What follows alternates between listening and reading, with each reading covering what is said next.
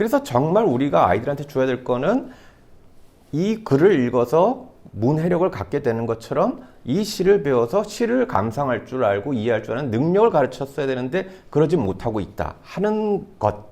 그래서 텍스트 능력을 가르쳤으면은 당연히 텍스트를 향유하는 능력으로 이어져야 되는 것이 진정한 능력, 즉 태도의 문제라는 거죠. 교과서의 시를 가르치면서 또 동시에 이 책이 시 교과서 역할을 할 수는 있을까? 감히 그런 제목으로 달았던 거고, 오늘 여러분들하고 제가 좀 빨리 좀 얘기하고 싶은 주제들이 많아서 그건 뭐냐면은 제가 교과서를 만들 때 포인트가 3가지였습니다.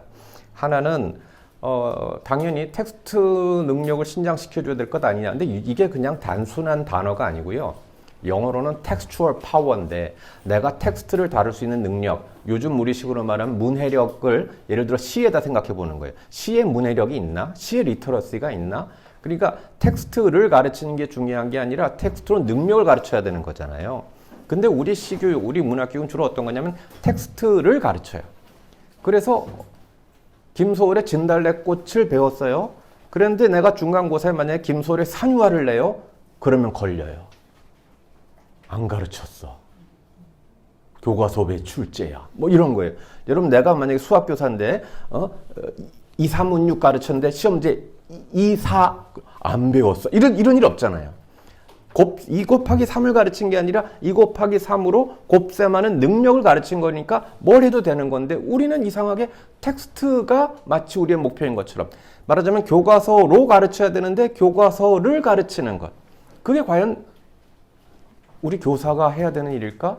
그래서 매번 수능에서 안 보던 제재 나와. 그럼 막 벌벌 떨고 이래야 되는 걸까? 그럼 아예 처음부터 수능에서 가르칠 제재를 한정시켜 주든가. 그러면 모든 텍스트를 다 가르칠 텐데. 근데 여러분 텍스트는 마르는 법이 없단 말이에요. 그래서 정말 우리가 아이들한테 줘야 될 거는 이 글을 읽어서 문해력을 갖게 되는 것처럼 이 시를 배워서 시를 감상할 줄 알고 이해할 줄 아는 능력을 가르쳤어야 되는데 그러지 못하고 있다 하는 것. 그게 하나고요. 그 다음에 보게 됐어. 볼 줄 알아. 할 줄 알아. 자, 그럼 이제 능력은 갖췄어요. 그런데 하고 싶지가 않아. 이것도 코미디잖아요. 내가 미술을 막 볼 줄 알아. 근데 미술관 가자. 아, 싫어. 이건 이상한 거잖아요.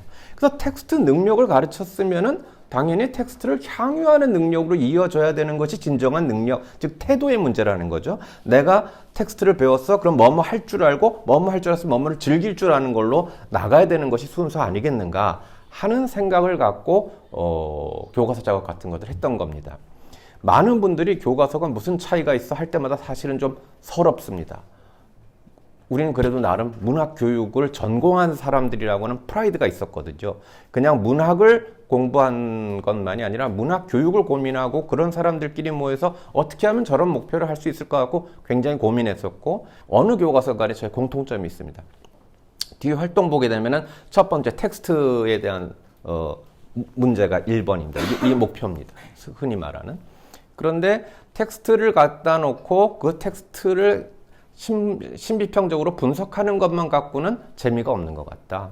그래서 이 시를 둘러싼 컨텍스트, 우리가 가르칠 대로 따지자면 이 시는 이 시인의 어떤 것이 표현된 걸까? 시인의 어떤 의도가 반영된 걸까? 시인의 생애랑 견접은 어떤 걸까? 아니면 이것이 반영하고 있는 이 당대의 배경이라든가 시대라든가 하는 것은 어떨까?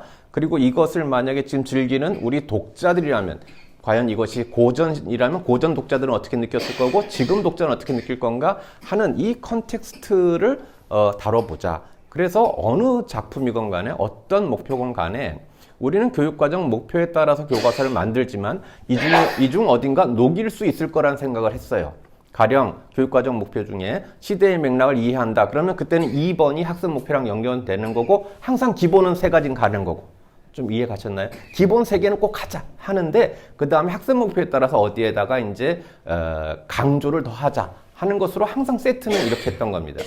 그래서 마지막 3번째가 뭐냐면 텍스트 컨텍스트 알았어? 그러면 다른 텍스트를 부릴 줄 알아야 되는 것이고 또 이거랑 연관된 걸 다뤄야 되는 거고 심지어 여기에는 문학 텍스트만이 아니라 광고라든가 문화라든가 하는 컬처럴 리터러시로 넘어가자 하는 것이 기본 설계입니다. 그래서 텍스트를 공부하고 텍스트를 둘러싼 걸 이해한다면 다른 거에 적용하거나 확장할 수 있도록 그렇게 한번 교과서 저자들한테 부탁을 했던 겁니다. 당신이 이 제재를 갖고 왔을 땐 이 세 가지를 감당할 수 있어야 그 제재를 골라와. 이렇게 요구를 했었고, 그래서 제가 원하는 인터텍스추얼리티라고 하는 것은 단순히 뭐 이거는 뭐뭐의 화답가야. 사실 그런 건 전 별로 인터텍스추얼리티로 생각하지 않았습니다. 그건 오히려 컨텍스트에 가까운 겁니다. 그 별로 확장되는 거 아니잖아요. 근데 그게 아니라 시조를 갖다가 현대 가곡에다가 하면 어떤 일이 벌어질까? 그런 것들을 좀 부탁을 했던 겁니다. 그래서 오늘 제가 그 샘플 하나로 교과서에 있는 건 아닌데 제가 수업 때 많이 하는 건데요. 김광균의 설야라고 하는 작품 갖고 한번 그런 식으로 해보겠습니다. 우리 선생님들 다 아시는 작품이죠. 어느 먼 곳에 그리운 소식에 이 한밤 소리 없이 흩날리는요. 처마 끝에 호롱불 야위어가며 서글픈 옛 자취인 양 흰 눈이 내려 하얀 입김 절로 가슴이 메어 마음 허공에 들불을 켜고 내홀로 밤 깊어 뜰에 내리면 먼 곳에 여인의 옷 벗는 소리 희미한 눈발 이는 어느 이뤄진 추억의 조각이기에 싸늘한 추에 이리 가쁘게 설레이느뇨 한 줄기 빛도 향기도 없이 홀로 차단한 의상을 하고 흰 눈은 내려서 쌓여 내 슬픔 그 위에 고이 서리다 하는 시입니다. 아마 딴 건 몰라도 먼 곳에 여인의 옷 벗는 소리는 다들 아실 겁니다. 그러면서 무슨 시각의 청각하니 뭐 공감각적 표현이니 저걸 하나를 위해서 이 시가 존재하는 것처럼 우리가 늘 가르치고 배웠던 그런 작품입니다. 근데 이 시를 가르치는데 한번 일반적인 스케치를 한번 해보겠습니다. 아마 대충 선생님 먼저 그냥 시를 읽을 겁니다. 근데 요즘 아예 텍스트를 읽지도 않고 출발합니다. 자, 바로 들어가는 거야. 자, 바로 자 어느 먼 곳, 자 먼 곳 밑줄 그어놓고 아예 읽지도 않아, 낭송도 안 하는 거예요. 근데 저를 가르쳤던 우리 지도 교수님은 항상 뭐라 그랬냐면은 시교육은 시낭송에서 시작해서 시낭송으로 끝나야 된다라고 하셨어요. 처음엔 그게 너무 고루하게 들렸었어요. 근데 나중에 가서 우리 은사님이 뭘 하려고 했는지 제가 어렴풋이 이해한 건 이런 겁니다. 가령 내가 처음 초견 악보를 갖고 노래를 하는 겁니다. 그럼 잘할 리가 없겠죠. 간신히 더더더더 뭐 이렇게 불렀겠죠. 근데 나한테 내가 막 열심히 그 노래를 배웠어요. 그러니까 아 여기서는 어떻게 해야 되겠고 하는 게 나왔어. 그래서 나중에 뭐 이러면 달라지잖아요. before and after가 있어야 되지 않겠어요? 그래서 처음엔 이 시를 모르니까 그냥 어느 먼 곳에 그리운 소식이기에 이 한밤 소리 없이 흩날리는요. 뭐 이렇게 읽던 애가 나중에 어느 먼 곳에 뭐 이러면 그게 바로 before and after 내가 가르치고 학습한 것의 그 성장이겠지. 그런 의미에서 시낭송을 해야 될 텐데 누가 이 귀한 시간에 시낭송 나부랭이를 하고 앉았겠느냐 이제 이거죠. 솔직히 저도 시낭송하는 거 지금 하지 옛날에 안 했습니다. 지금도 무슨 시낭송대 이런 건 싫어합니다. 그 너무 오버하시는 분들이 많아요. 막 시는 원래 낭송이라 그러면 읽어야 되는데 낭송을 안 하는 풍경들이 많습니다. 그 선생님도 그냥 직업적으로 읽습니다. 혹은 학생을 향해서 이제 읽힙니다. 가장 재수 없는 오늘은 11일, 뭐 11번, 뭐 이렇게 응용해봤자 11번 그 짱, 뭐 이런 수준, 뭐 그러면서 이제 읽어요. 이건 우리의 관례입니다. 우리 교실 어떤 한 풍경으로 되어 있습니다. 그러면서 놀라운 말을 선생님 선언합니다. 시는 노래야. 여기서 운율을 찾아봐. 운율을 느껴본 적이 없는데. 그러니까 시는 더 이상 향유되어야 될 것이 아니라 그냥 우리가 해야 될 하나의 과업입니다. 그 증거가 뭐냐? 야, 우리 어제 김소월까지 했지. 해냈다는 겁니다. 끝냈다, 처리했다. 그러니까 아이들한테는 시인이 많다는 것은 굉장히 짜증나는 일입니다. 왜? 자기가 해결해야 될 태스크가 계속 많은 거니까. 많은 아이들이 착각하고 있는 게 이건 제가 교육 뭐 학부모 모임이나 가서 똑같이 얘기하는 건데요. 공부는 재밌어 하는 사람이 어디 있어요? 공부는 힘들어요. 게임은 좋아요. 재밌어요. 그래서 제가 게임하는 걸 봤어요, 애들. 존나 힘들어요. 여러분 스테이지 1을 봤더니 죽어. 그럼 다시 시작해, 처음부터. 여러분 같으면 하겠어요? 그리고 더 조금 잘못해도 죽어. 우리가 죽이진 않아. 우리는 한 3점 감점을 하지. 우린 죽이진 않아. 근데 이건 뭐 좀 잘못하고 바로 죽어요. 그럼 다시 또 1을 그 지겹게 반복해놓고 스테이지 1을 깼단 말이에요. 그래갖고 스테이지 2로 올라가. 그래서 스테이지 2를 봤더니 더 힘들어. 이상하지 않아요? 원래가 우리가 힘든 걸 싫어하는 거라면 보상은 점점 쉬운 걸 해야 돼요. 스테이지 1을 깬 자에 하나요. 좀 쉬운 스테이지 2를 할 수 있는 자격을 드립니다. 2 깨셨습니까? 3는 거저 먹습니다. 스테이지 4 이거는 게임도 아니죠. 스테이지 5 이제 그만 나가세요. 이래야 될 것 같은데 오히려 반대예요. 계속 더 어려운 게 보상이에요. 이거 생각 잘 해보셔야 돼요. 좋아하면 어려운 게 보상이라고요. 좋아하면 힘든 게 보상이라고요. 축구를 잘하면 더 힘든 난도로 가는 거고요. 수영을 잘하면 더 멀리 가려고 하는 거고요. 이건 법칙이에요. 그러니까 좋아하면은 힘든 거를 좋아할 수가 있는데 처음부터 좋아하지 않으면 제 아무리 쉬운 걸 줘도 아이들은 즐길 수 없는 거죠. 그러면서 이제 선생님은 판서와 강의를 합니다. 요즘 뭐 다 프린트아웃 하니까 세상은 달라졌지만 그럼 뭐 딱 아시잖아요. 그럼 있으면 저측 좌측 상단에 설야 뭐 맨날 쓸데없는 거 적잖아요. 자유시 내재율 그건 왜 계속 적어? 맨날 같은 말인데 그러면서 형식상 특징 뭐 어쩐다 특징하고 쭉 적잖아. 그러면 애들은 영혼 없이 그걸 이제 받아 적거나 아니면 프린트아웃 된 거 보지 않습니까? 그러면서 학생들의 교재는 똑같이 제재 주제 같은 것이 적혀 있고 그 다음에 이렇게 교과서를 널널하게 산 것은 그 사이에 뭘 쓰라는 거구나 이런 식으로 받아들여서 빨간색 파란색 다 하면서 오른쪽엔 심지어 동그라미에서 연결해 갖고 아마 아까 같은 시는 눈 이렇게 아마 확정을 졌을 겁니다. 그게 우리가 텍스트를 가르친다는 겁니다. 각 연의 우측은 그래서 항상 여백이 있구나라고 생각을 하게 되는 거죠. 그것을 사실은 까놓고 보면 그게 참고서였다는 사실을 집에 가서 확인하게 됩니다. 우리 선생님은 지금까지 참고서를 나한테 해주신 거구나. 그럼 도대체 교사가 왜 필요한 걸까 하는 의문 갖지 않을까요? 이걸 하지 말라는 말씀이 아닙니다. 이 행위를 하는데요. 제가 관찰한 수업은 똑같은데 전혀 다른 수업이 하나 있었습니다. 벌써 한 20년도 더 될 거예요. 제가 수업 비평이라고 하는 것을 만들려고 했었어요. 우리 선생님들 수업은 장학의 대상이 아니라 비평의 대상이다. 그러니까 예술이다라고 본 겁니다. 어느 거 하나 똑같을 수 없다. 스탠다드가 지배하는 공학이 아니라 아트가 지배하는 예술이어야 된다. 그러니까 모든 선생님 수업은 다 달라야 되는 것이 정상이다. 다 똑같다면 뭐하러 이렇게 많은 교사가 필요할까? EBS 하나만 있으면 되는 거지. 그런데 다 똑같은 걸 생각하는 것만큼 세상에 위험한 일은 없다. 그래서 개별 작품을 하라고 이렇게 많은 교사들이 있단 말이에요. 그럼 이 수업은 똑같은 잣대로 수업 장악할 게 아니다. 스탠다드는 필요한 거예요. 어떤 경우에 후질 때. 우리나라가 후질 때 KS 마크를 만드는 거예요. 근데 어느 정도 되면 그거는 기본에 지나지 않아요. 스탠다드는 기본이지 목표가 아닙니다. 이게 착각돼가지고 스탠다드로 우리의 수업성을 재단한단 말이에요. 그게 스탠다드고 지금은 모든 게 상황이 달라요. 그럼 내가 아티스트가 되는 거고 그럼 그거에서 말하는 사람은 수업 비평가로서 그 수업을 비평해 줘야 되지 않겠어요? 그런 의미에서 활동을 좀 했었어요. 한 여선생님이 아이들이 너무 좋아하는 국어 선생님이 있었어요. 저 선생님은 왜 애들이 좋아할까? 그 선생님도 이거 똑같이 해요. 똑같이 하는데 이걸 언제 했냐면요. 수업 마지막에 이걸 쓰시더라고요. 책에 적혀 있는 건 똑같은데 이거는 혁명적인 차이였어요. 즉 우리의 수업의 관례는 2과씩 수업이야. 이게 정리된 거야. 이제 이걸 내 수업을 통해서 확인시켜 줄게 하는 거야. 그러니까 내 머릿속에 이미 이 시의 형식은 다 정해져 있고 그걸 선생님 수업을 통해서 확인하는 거라면 이 선생님은 다 가르치고 나서 자 그럼 우리 정리해보자. 이 시의 특징은 뭔 것 같아? 결과물은 똑같지만 미괄식과 2과식에서 엄청난 차이가 있더라. 이 양반은 지금 수업을 자기 그림을 보통 사람하고는 다르게 그리는 분이네. 제가 그런 얘기들을 했었단 말이에요. 그러니까 텍스트 분석이라고 하는 것도 사실은 여러분이 뭐 새로운 텍스트 분석을 하거나 이러는 건 아니잖아요. 위험한 거죠, 사실은. 선생님 해석은 이래. 그런 걸 유니크하게 하라고 말씀드리는 게 아니고 많은 경우 착각하는 게 교사가 수업을 잘한다는 개념이요. 우리나라에서 너무나 저는 수업을 2가지 형으로 크게 얘기를 하거든요.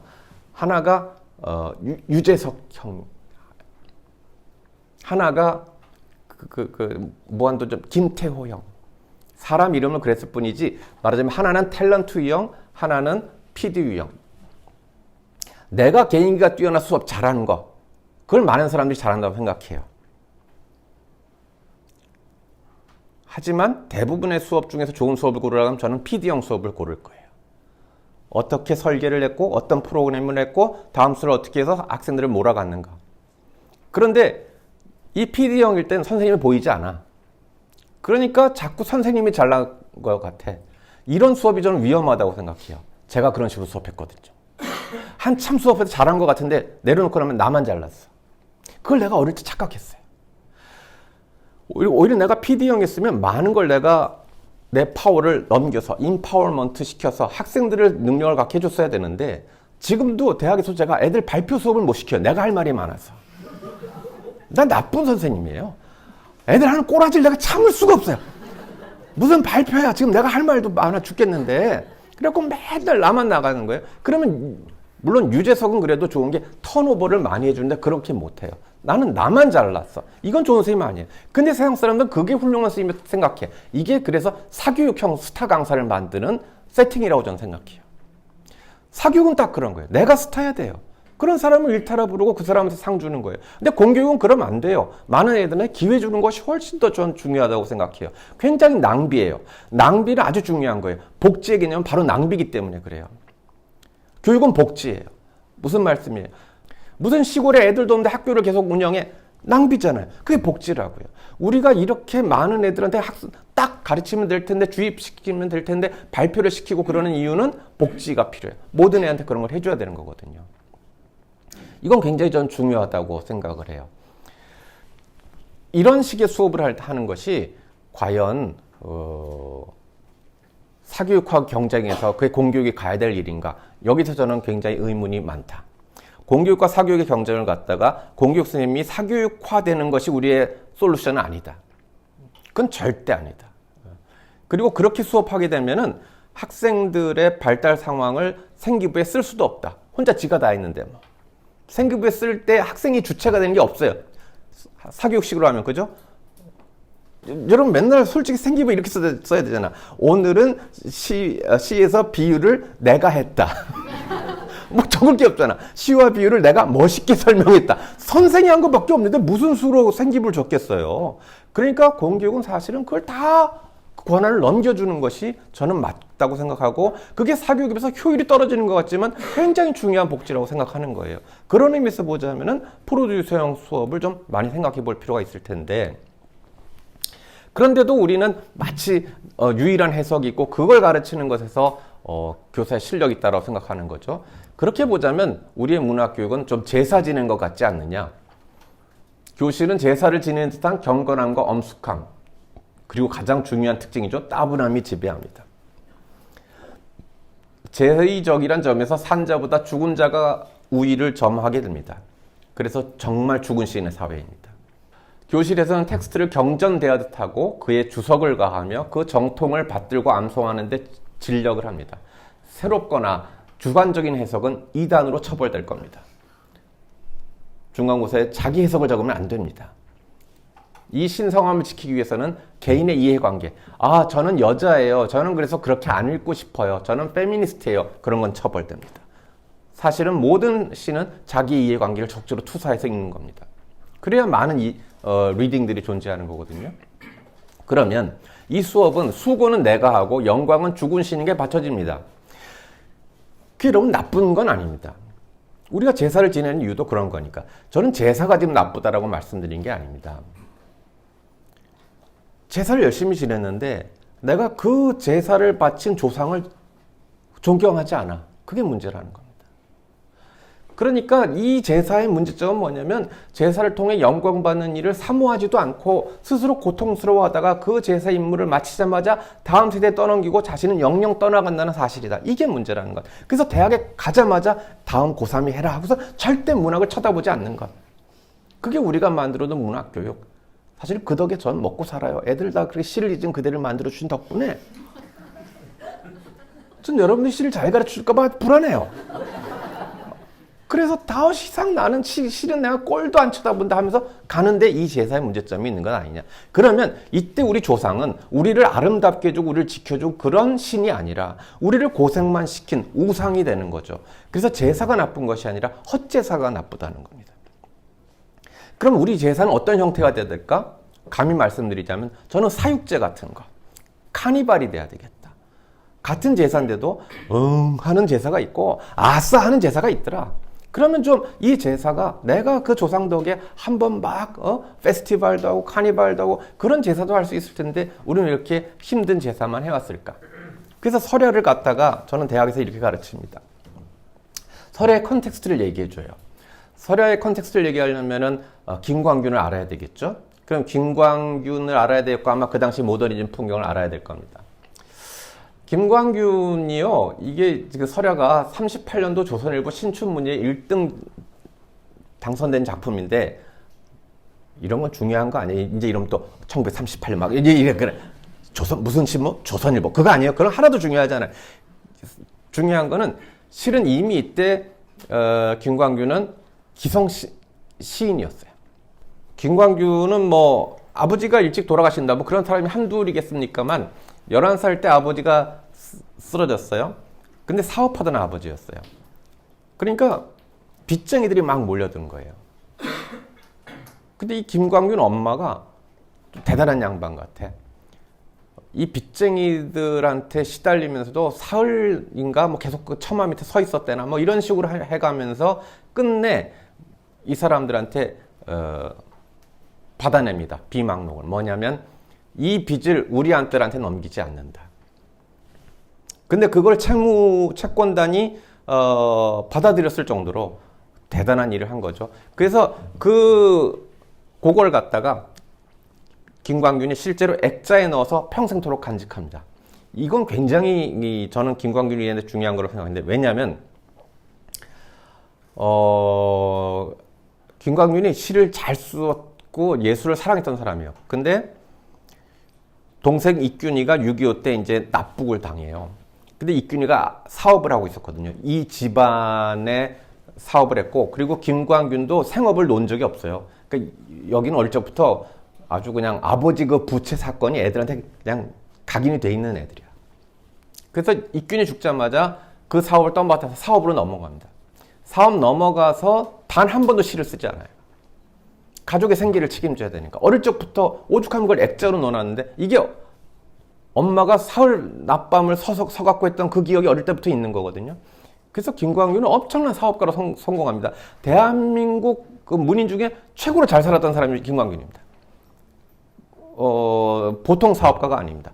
엄청난 사업가가 돼요. 그랬다가 70살 돼가지고 은퇴해서 다시 시인이 되려고 돌아옵니다. 그런데 이미 그 사이에 뮤즈는 떠나간 거예요. 그러니까 아주 생업, 가족 이런 거에 대한 부담이 엄청났던 사람인데요.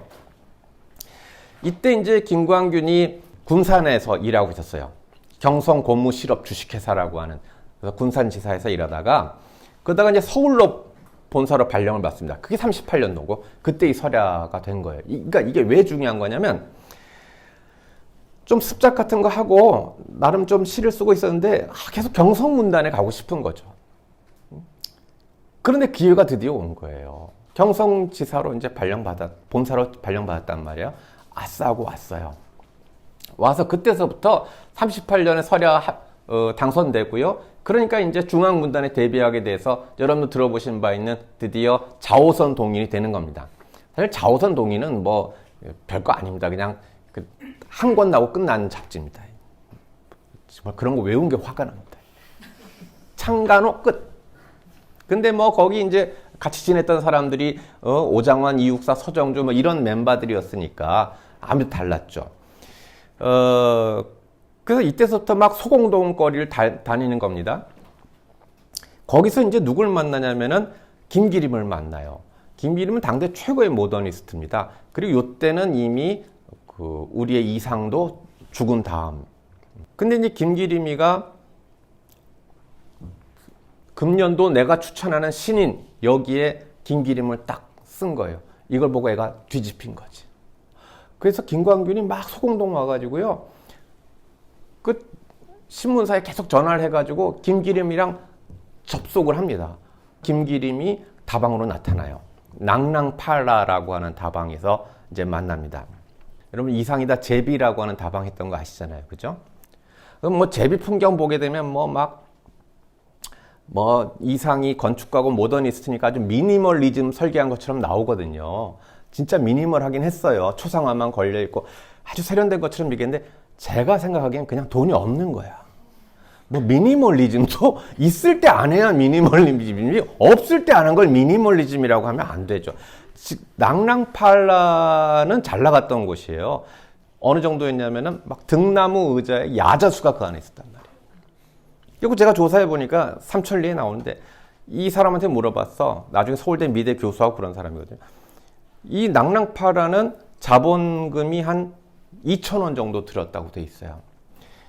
그럼 제비는 얼마나 들였을까? 기록엔 없어. 그런데 박태원이 아마도 이 상을 모델로 해서 썼다고 짐작되는 소설에 300원도 안 되는 돈으로 그런 대목이 나와요. 그러니까 하나는 3억짜리고 하나는 20억짜리예요. 이게 비교가 되겠어요. 그래서 다방이라고 하는 건 굉장히 핫플이었는데 2년 만에 문 닫게 되는 거고요. 낭랑파로는 쭉 있다가 배우 김현실한테 넘겨줍니다. 그래서 이 당시는 배우 김현실이가 운영하던 그런 다방입니다. 거기에 이제 김기림이가 한참 만에 퇴근을 늦게 하고 나타나는데 그때 김광균 기억은 어떻게 되냐면 그 리빙스턴 같은 사람이 아프리카 같을 때 썼던 딱딱한 문, 이게 뭐 그 유행하는 게 있어요. 그거를 하고 양복을 입고요. 반바지 입고 나타났대. 그리고 스타킹. 얼마나 세련인지 알겠어요? 우린 지금 추악이라고 생각하시면 안 돼요. 여러분 이게 하이 패션이에요. 지금도 하기 힘든 양복에 반바지에 스타킹을 딱 한 그게 김기림 패션이었고요. 오히려 이 상은 한복만 입었어요. 의외로. 그래서 이제 그 김기림이 만났어. 그러니까 김기림이가 나는 이제 김광균이 뭐랬냐면 승천을 시작하여 지붕을 뚫고 샤갈의 그림처럼 하늘로 높이 날았다. 너무 신났다. 김기림 만났으니까. 그러면서 김기림이가 자기 칭찬해 주니까 이건 굉장한 거죠. 뭐 지금 이수만이 앉았는데 너 노래 좀 하더라. 와, 지금 그런 거죠. 이제 곧 데뷔되는구나. 근데 김기림이 그 앞에다 대놓고 무슨 뭐 시를 얘기해 주는 것만이 아니라 프랑스 시단만 얘기해 주는 것이 아니라 시와 회화의 관계에 대해서 막 얘기를 하면서 인상주의 그림이라고 하는 걸 막 얘기합니다. 그러자 이 김광균 촌놈이 기절하는 거예요. 이미지즘이 뭐지? 그러면서 그때서부터 나중에 이렇게 회상합니다. 고흐의 수차가 있는 가교를 처음 보고 사실 저런 제목의 그림은 없습니다. 좀 혼동하신 건데 뭐 어떤 그림인지 아마 아실 거예요. 이제 달이 있고 물레방아 있는 거 있습니다. 처음 보고 두 눈알이 빠지는 것 같은 감동을 느낀 것도 그 무렵이다. 그때 느낀 유럽 회화에 대한 놀라움은 지금도 생생하다. 세계 미술 전집을 구하며 거기 침몰한 듯하여 나는 급속히 회화의 바다에 필요하기 시작했다. 시집보다 화집이 책상 위에 쌓이기 시작했고 내 정신세계의 새로운 영향은 이렇게 해서 이루어진 것 같다. 그래서 사실은 그림을 공부하면서 이미지즘으로 빠지게 되는 겁니다. 이 그림을 이해하지 못하면 서양 회화라고 하는 것을 모르면 사실은 그들이 왜 이미지즘으로 갔는지 이해 안 되는 겁니다. 이 상도 여러분들 아시는 것처럼 회화에 많이 실제 그림도 그리고 그런 건 다 아실 거예요. 그렇게 되면 이 상은 여러분 어떤 걸 쓰고 싶었냐면 우리나라 시가 그동안 다 읽는 시잖아요. 읽으면 당연히 사운드가 있고요. 사운드가 있으면 운율이 있잖아요. 그게 시라고 생각했었던 겁니다. 근데 이 상의 시는 여러분 띄어쓰기 안 했죠. 단순히 뭐 이상하게 보려고 아니라 띄어쓰지 않았으니까 읽는 게 리듬을 살릴 수가 없습니다. 그렇게 읽으라는 게 아닙니다. 그러니까 어쩜 이상의 시는 이렇게 읽어야 될 겁니다. 13인의 아해가 거리를 일조하오 1인의 아해가 무섭다고 그리워하는 마치 기계음처럼 해야 될지 모르겠어요. 13인의 아해가 그거 아니란 말이에요. 그걸 원한 거 아니란 말이에요. 그런 음악성을 원한 것은 낭만주의들이 그랬고 그건 19세기 스타일이고 20세기는 음악성 거부하는 거예요. 그게 바로 그림을 보는 것처럼 우리나라 시가 드디어 읽는 시가 아니라 보는 시로 바꾼 게 이상입니다. 그래서 이상은 아예 숫자를 뒤집었습니다. 그건 아예 읽을 수가 없습니다. 1, 2, 3, 4 그게 무슨 일이에요? 뒤집었었는데 읽을 수가 없어요. 그냥 보기만 할 뿐이에요. 막 시에다가 화살표가 나와요. 그거는 읽을 수가 없어요. 그래서 우리나라에서 읽는 시에서 보는 시로 바꾸는 것. 그거는 회화와 건축을 했던 이상이 할 수 있었던 거고 김광균은 그 그림을 언어로 표현하고 싶었던 겁니다. 그래서 이 김광균은 아예 그냥 친구도 시인보다 화가들이랑 더 많이 사귈 정도로 바뀌게 됩니다. 이중섭하고 되게 친했고요. 이중섭이 생애 처음이자 마지막 개인전을 여는데요. 많은 분들이 또 잘못 알고 있는 게 이중섭 좀 더 지질이 궁상 가난으로 알고 계시죠? 진짜 잘 살았던 사람. 그런데 이제 못 살 때 개인전을 했는데 그럼 개인전도 망했느냐? 아니요. 대박 났어요. 완판. 이중섭 그림 완판. 그런데 그걸 다 사기당해요. 다 팔렸는데 한 푼도 못 건져요. 그렇게 된 것 뿐이에요. 그 이중섭 그 개인전 하는데 팜플렛에다가 글을 쓴 게 누구라고요? 그게 바로 김광균이라고요. 이미 프렌드예요. 그러니까 김광균은 그 급이었고, 그래서 나중에 이중섭이 이제 죽었잖아요. 그래서 이중섭 죽었을 때 거의 그 무연고자 취급 받아요. 방치돼요. 그 장사를 지내려면 돈이 들잖아요. 그 장례 치르는데 9만 원이 총 비용이었다면 그 중에 반 이상 5만 원을 김광균이 지불했다는 기록이 있어요. 그러니까 완전히 친구고 돈 다 냈고, 왜냐면 이때부터 사업하고 돈 잘 벌고 그랬으니까. 그래서 김광균 집안은 지금도 잘 살고요. 여러분 지난번에 문학이 미술을 만났을 때 덕숭전 할 때도 가면 보면 거기 비디오에 김광균 그 딸이 이렇게 증언하는 게 나왔을 거예요.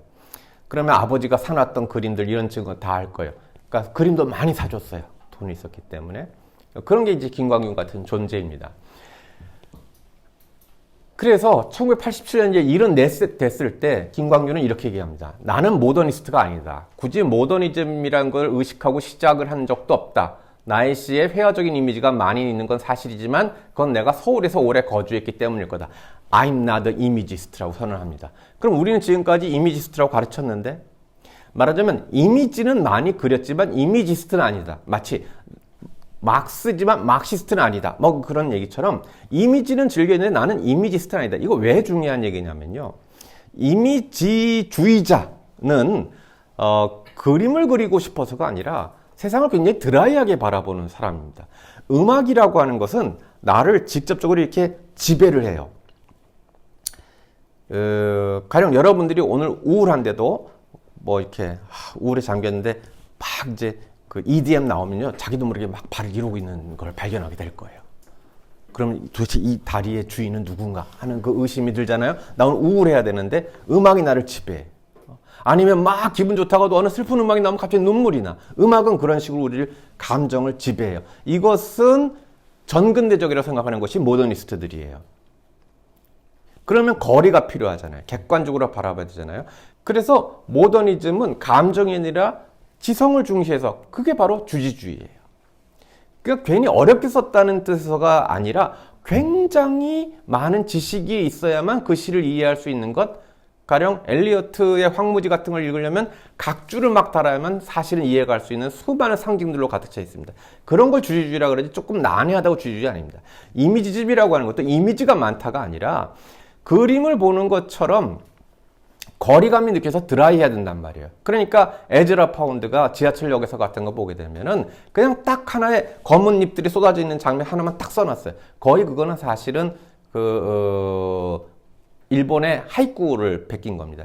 일본이 그 전 유럽을 강타했던 그 제페니즘, 야포니즘이 여러분들 아시는 것처럼 그림으로는 그 우키요의 그림이고, 그 그림 봤더니 막 강렬한 색채가 나오고 파도가 나오고 검은색 테두리를 하고 앉았고, 이거를 일찍이 유럽 애들이 본 적이 없거든요. 그래서 그걸 따라 그린 게 고흐 같은 사람. 테두리하고 강렬하게 하려고 했던 것. 그 다음에 이제 하이쿠 같은 거 들어왔더니 하이쿠는 딱 이미지만 두 개 썰렁하게 하고선 끝. 여기가 막 얘들 미치는 거예요. 즉 이미지스트나 모든 주지주의자들은 드라이한 걸 좋아하는 거예요. 근데 우리는 족속이 어떠냐면 우리는 약간 웨트한 걸 좋아해.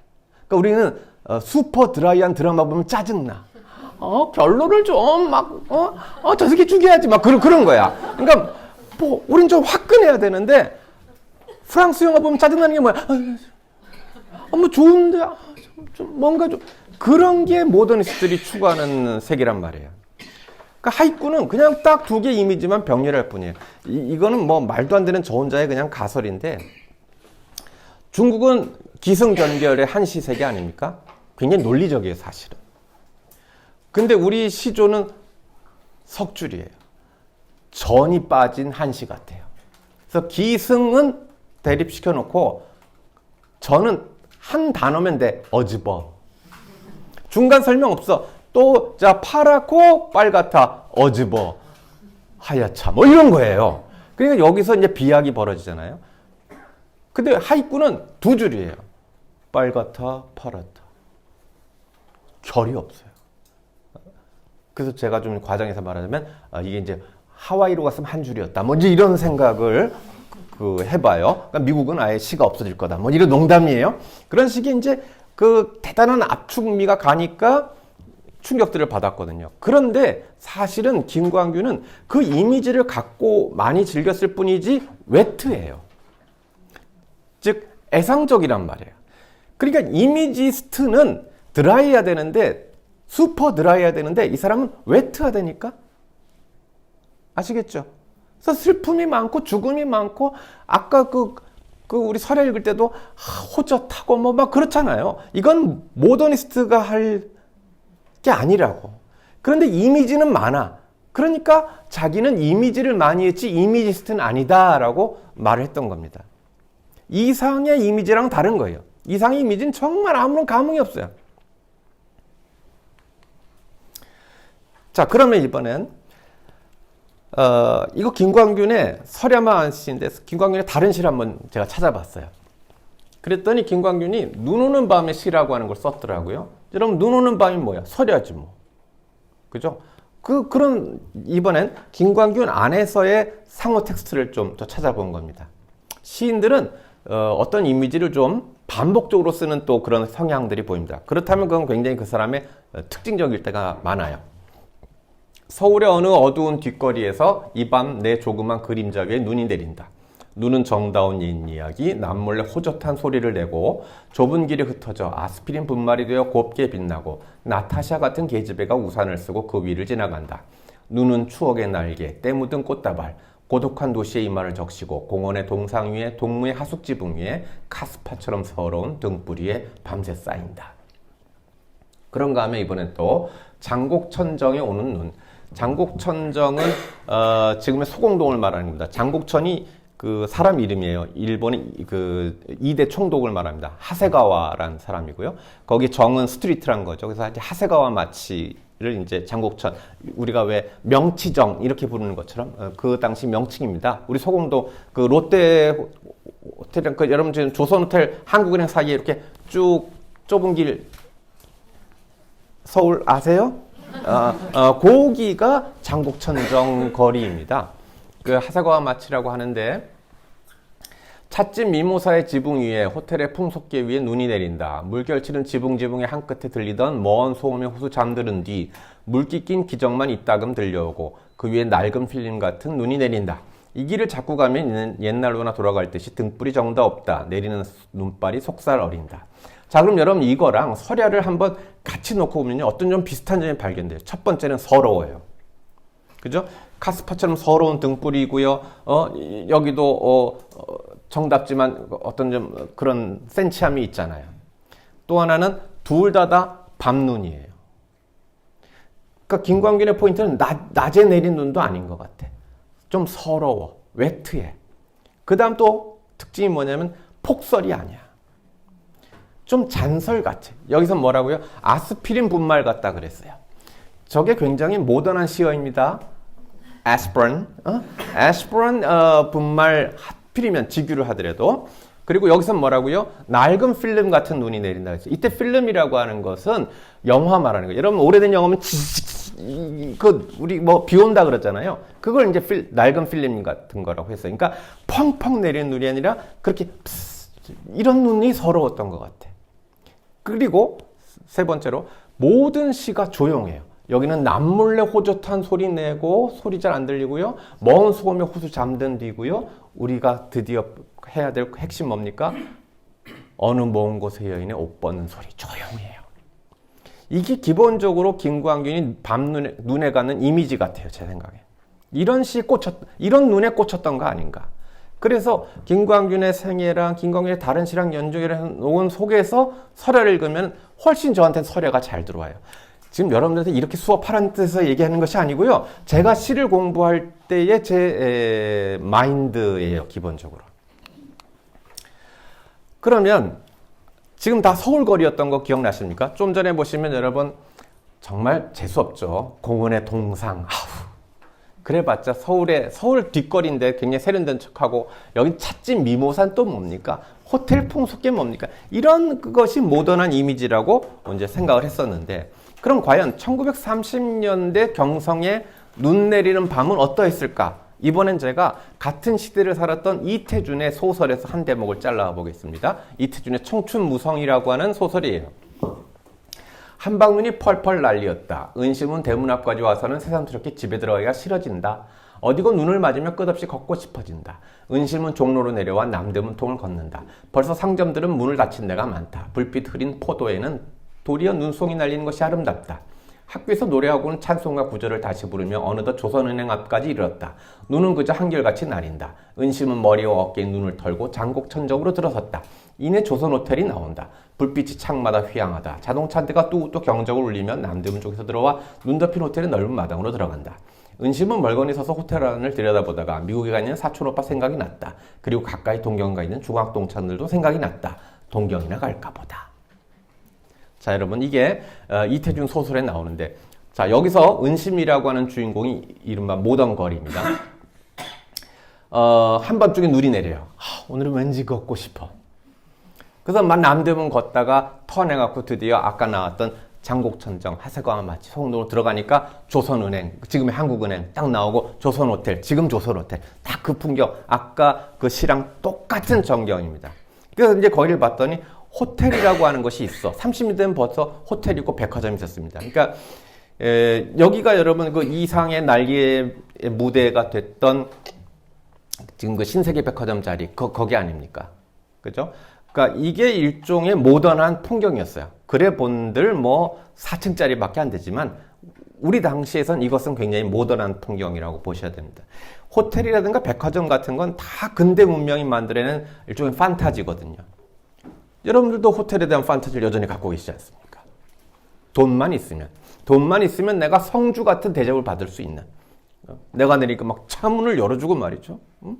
뭐 집사들이 나를 반겨주고, 돈만 있으면. 없으니까 이런 거지. 있기만 하면, 그럼 백화점도 판타지지. 돈만 있으면 식사 대접을 받으면서 내가 사기만 하면 그런 공간이죠. 이게 모던한 거라고 생각을 해주는 거. 그래서 이제 거기에 분화비처럼 사람들이 몰려들었는데 30년 되면도 우리가 수준이 실은 얼마나 모던 보이들이나 이 수준들이 높았냐면 잘 살았다는 사람들은 역시 잘 살았습니다. 놀랍게 잘 살았습니다. 여기 보세요. 미국에 가 있는 사촌오빠 생각이 났다. 혹시 미국에 사촌오빠 있는 사람? 지금도 드문판에 미국에 사촌오빠 가 있습니다. 그건 놀라운 게 있어요. 그리고 가까이 동경가 있는 중학 동창들도 생각이 났다. 어디가 있다고? 동경이 중요한 게 아니야. 가까이. 동경이 가까워? 지금 너 못 가는데? 근데 가까이 동경가 있는, 그러면서 은심이가 삐진 거야. 나 생각하는 거야. 나도 동경이나 갈까 보다. 여러분, 이나라고 하는 보조사는 절대 쓰는 게 아니에요.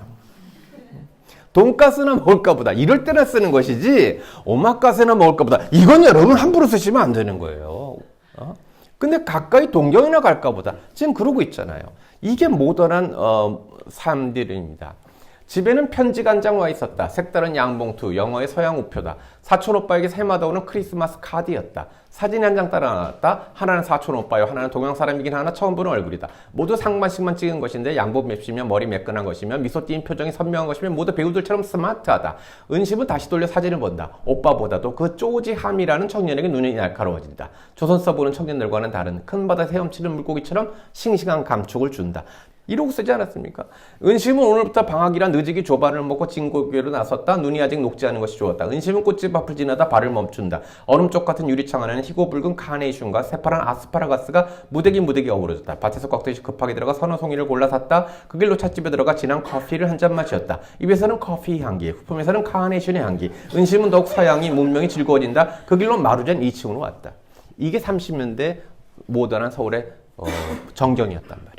지금 우리식으로 말하면 하프를 돌아다니면서 영어를 막 쓰는 뭐 그런 스타일들을 생각하셔야 됩니다.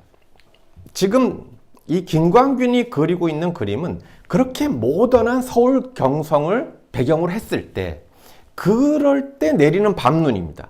그 밤눈은 과연 어떠했는가? 그걸 갖다가 먼 곳의 여인의 옷 벗는 소리라고 했다 그 말이에요. 먼 곳의 여인이 옷 벗는 소리는 그럼 어떤 소리일까? 이걸 가지고 우리가 무슨 청각의 시각화라 그래, 시각의 청각화라 그래, 난 맨날 헷갈려. 그렇게 얘기하고 있는데 저는 의문이 많아요. 자, 청각의 시각화 하든가 뭐 하려면 뭐 들려야 되는 거 아닙니까? 그럼 먼 곳에 여인이 옷 벗는 소리가 들립니까? 우리가 무슨 소모즈입니까?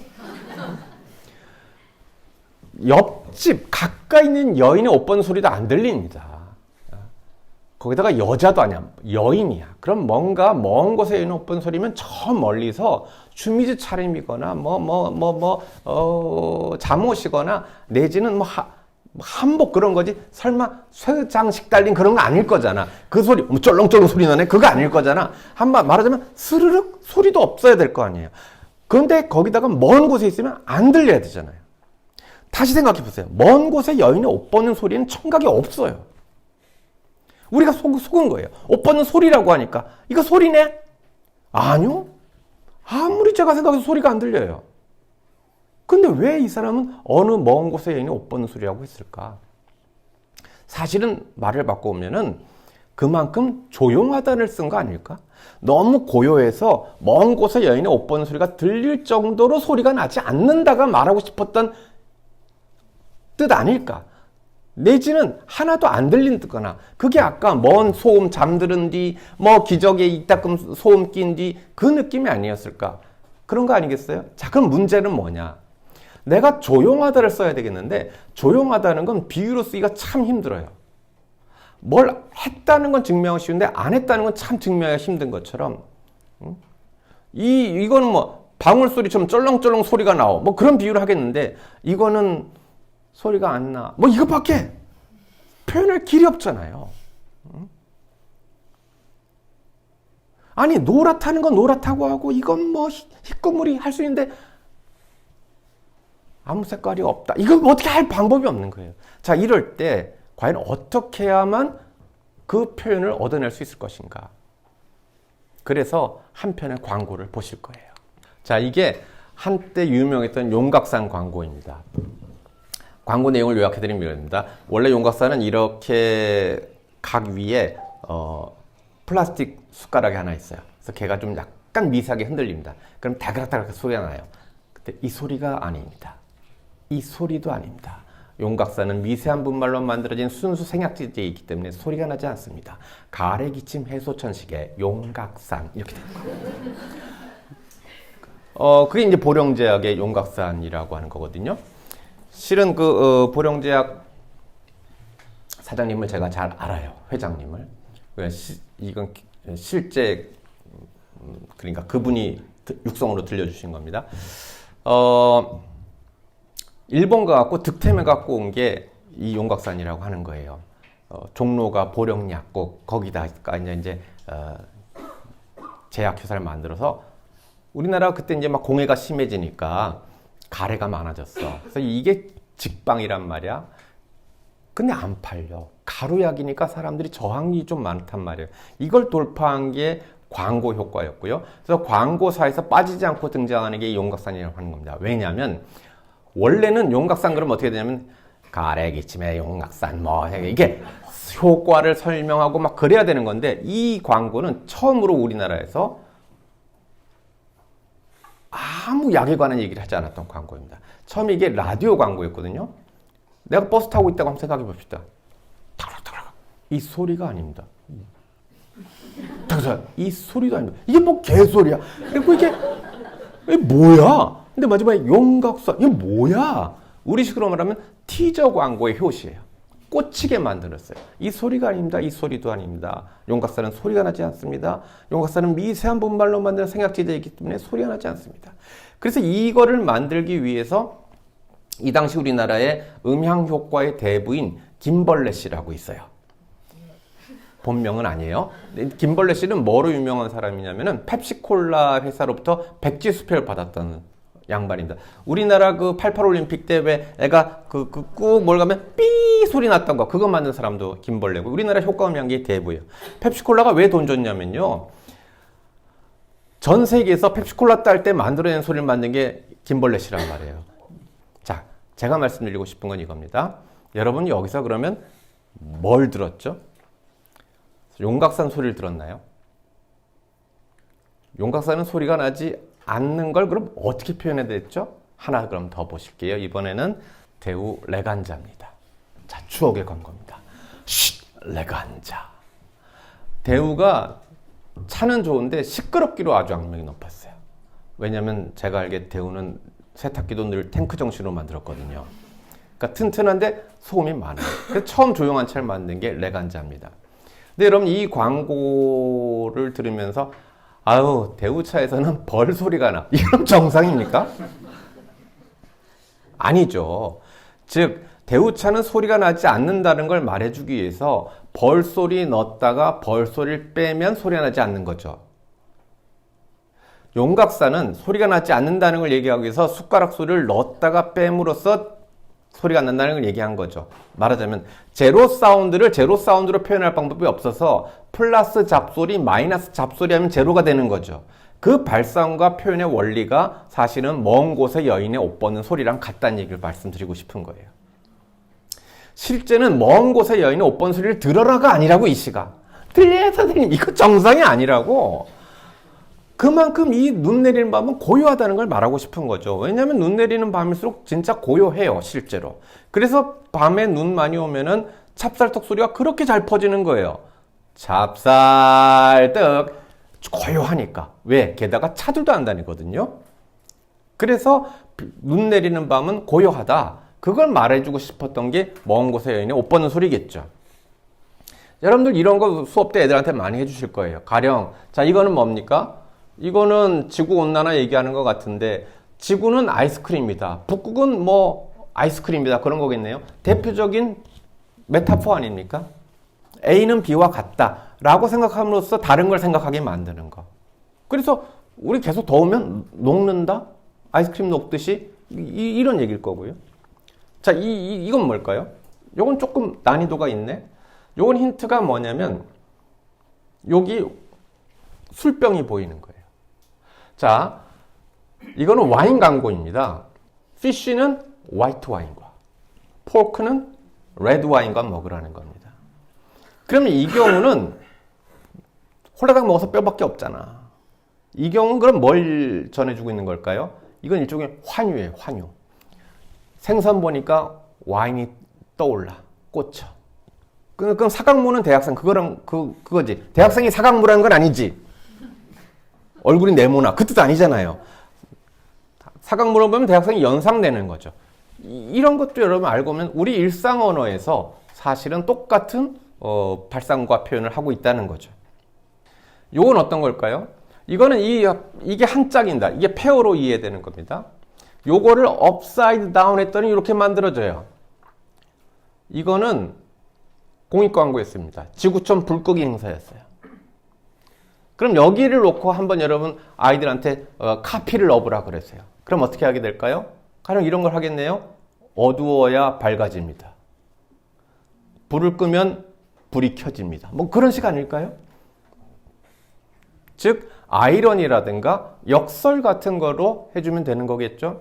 제가 지금 드리고 싶은 거는 무슨 설야만이 대단한 거라서 그거를 가르치는 것이 아니라 그걸로 어떤 능력들, 어떤 텍스추얼 파워를 갖출 수 있게 해주는가, 혹은 그거를 그 배경을 이해하면 얼마나 풍부해지는가, 그런 말씀을 드리고 싶었던 겁니다.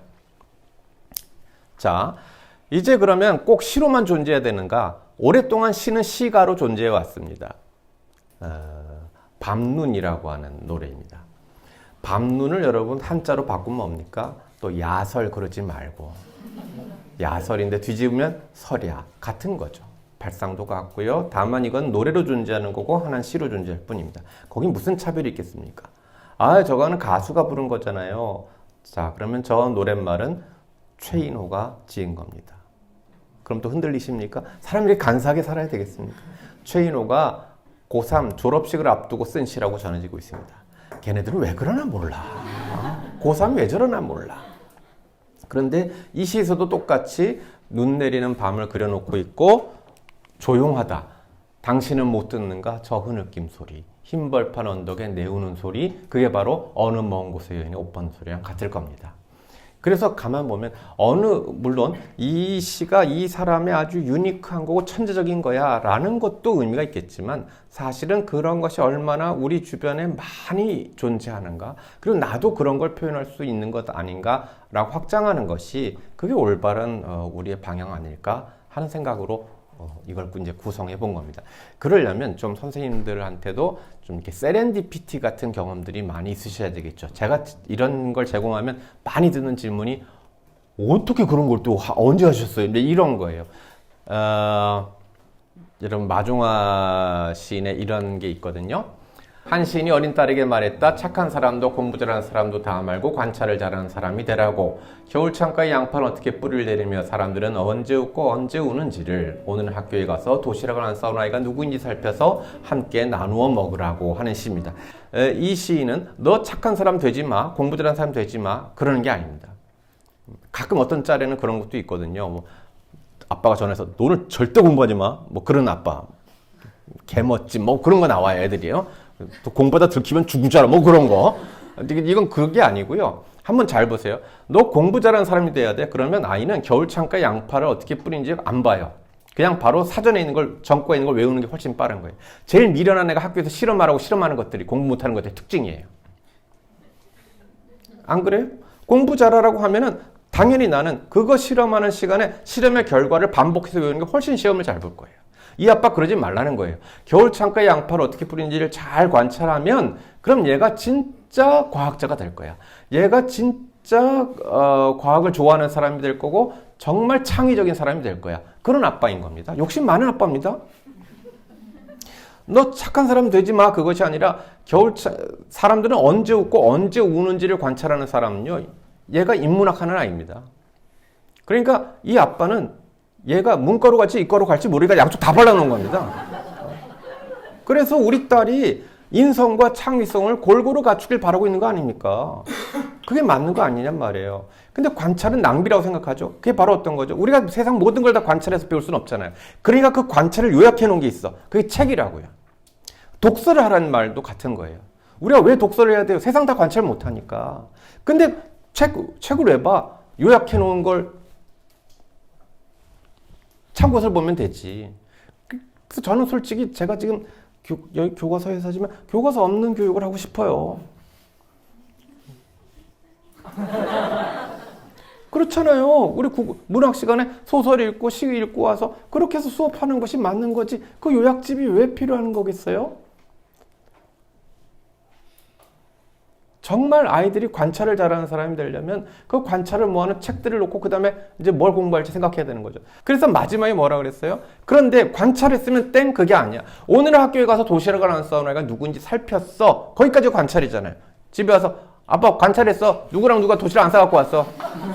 이거 아니잖아. 봤으면 뭐야?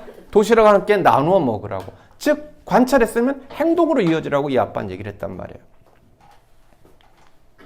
지금 보신 광고는 옛날 광고도 아니고 못 사는 나라 광고도 아니에요. 우리가 그렇게 부러워하는 교육 선진국이라고 하는 노르웨이 공익 광고예요. 입양 가정을 늘려달라. 얘만 부모가 없어서 빈 도시락 싸갖고 온 거. 뭐 그 얘기입니다. 근데 우린 연식들이 좀 다양하게 다르긴 하지만 익숙한 풍경이죠. 저희는 다 저랬으니까. 근데 지금 저 광고를 보면 우리 이제 급식충들은 뭔 장면인지 이해를 못하죠. 저는 급식에 찬성해요. 모든 아이들을 다 골고루 먹게 해주는 거 원칙적으로 찬성해요. 그리고 우리 엄마들이 그런 노동으로부터 해방된 것도 저는 찬성해요. 대신 다 똑같이 나눠줬기 때문에 나눠 먹을 일이 없어졌어요. 세상 제일 바보가 여러분 똑같은 걸 나눠 먹는 놈이거든요. 똑같이 식빵 갖고 왔는데 너 내 소시지 먹어볼래? 그건 있을 수 없는 거예요. 내 건 좀 상한 것 같지 않니? 그러고 있을 수 있어도 그걸 쉐어할 일은 없는 거예요. 근데 우리 땐 그렇게 못 살았지만 어느 누구도 지 도시락만 처먹은 놈은 없어요. 걔는 정말 외로운 애였을 거예요. 당연히 앞에 있는 애가 뒤로 돌아앉아갖고 항상 4인이 1식탁을 이루면서 먹었단 말이에요. 그러면 내가 가져온 반찬은 2-3개밖에 없지만 우리는 항상 10반찬, 12반찬을 먹는 지혜를 그때 누릴 수 있었어요. 그때가 좋았다는 말씀을 드리는 것이 아니라 교실을 이렇게 살리는 곳이었다. 그러면 물론 그때도 도시락 못 사갖고 오는 애는 숟가락만 하나 갖고 오면 됐어요. 이렇게 생긴 거 있어요. 이게 포크 모양으로 된 그 일체형 있어. 물론 이제 걔는 그래도 숫기가 있는 놈이고 숫기 없는 놈은 정말 얘처럼 밖에 나가서 개수대로 배 채우고 뭐 그러긴 했지만 그때가 좋았다는 말씀드린 건 아니지만 여기 보면 여러분 지금 마중기 아들 딸들이 보이죠. 관찰했고 나눠 먹었잖아요. 이 중에 여러분 누구를 가장 베스트 액터로 뽑으실 거예요? 그 주변 친구들이 베스트 액터들이에요. 그런데 앞에 애들은 연기가 좀 서툴렀던 거 생각나세요?